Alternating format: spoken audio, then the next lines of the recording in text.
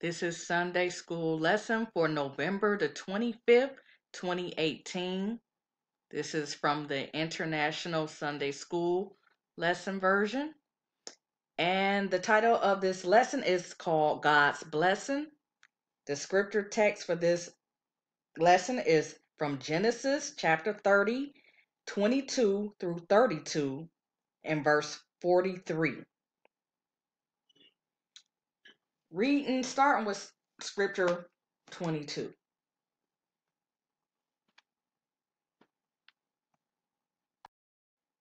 Reading from the New Living Translation.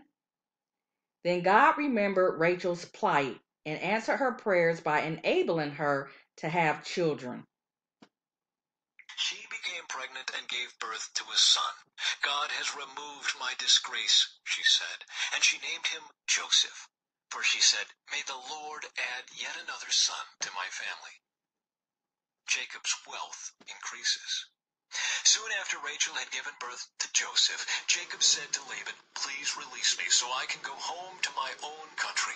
Let me take my wives and children, for I have earned them by serving you, and let me be on my way.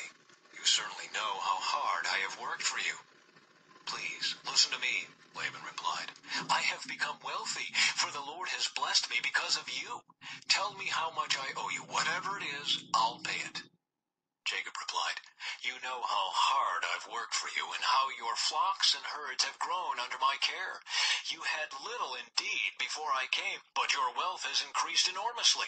The Lord has blessed you through everything I've done. But now, what about me? When can I start providing for my own family? What wages do you want? Laban asked again. Jacob replied, don't give me anything. Just do this one thing, and I'll continue to tend and watch over your flocks. Let me inspect your flocks today and remove all the sheep and goats that are speckled or spotted, along with all the black sheep. Give these to me as my wages. Reading commentary.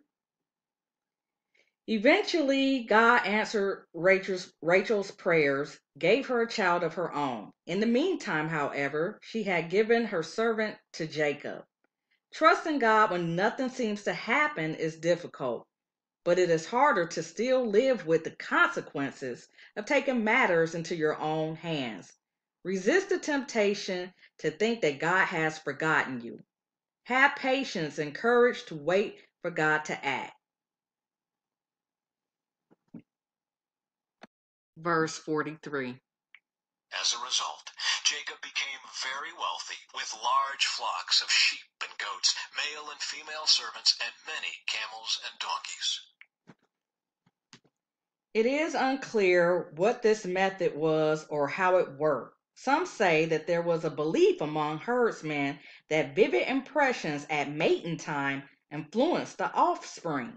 Most likely, the selective breeding and God's promise of provision were the main reason that Jacob's flocks increased.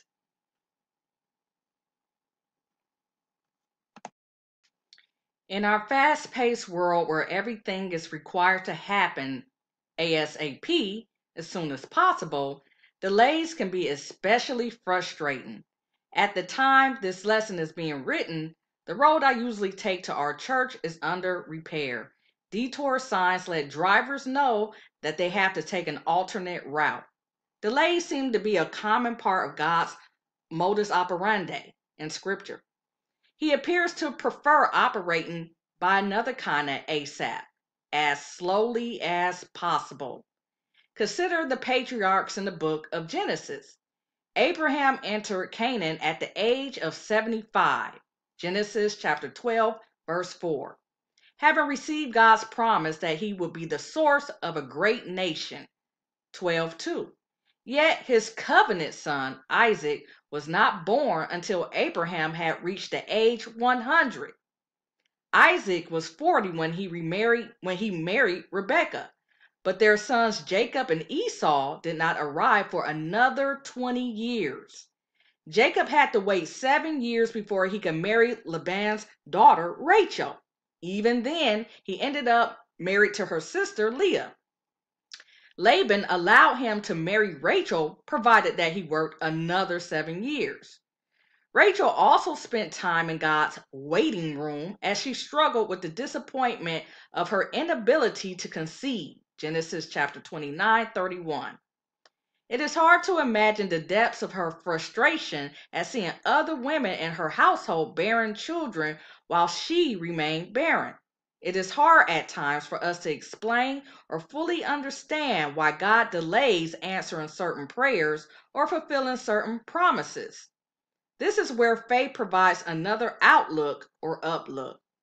We trust that God will do what he has said by accepting another interpretation of ASAP, as sure as promised. Rachel voiced her anguish to Jacob with great emotion. Genesis 31. She must have grown increasingly discouraged as she watched the three other women in her household provide children for Jacob while she remained barren. The sibling rivalry between Rachel and her sister Leah, chapter 37, 8, and 14 through 16, must have reminded Jacob of the friction that had developed between him and Esau back home.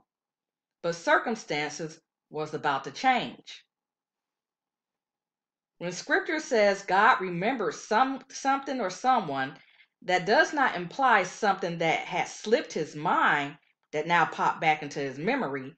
God does not need to have his memory jogged as we do. He needs no reminders.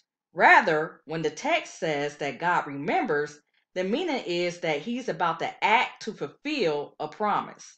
Compare Genesis chapter 8:1, chapter 19:29, Exodus chapter 2:24 and 25.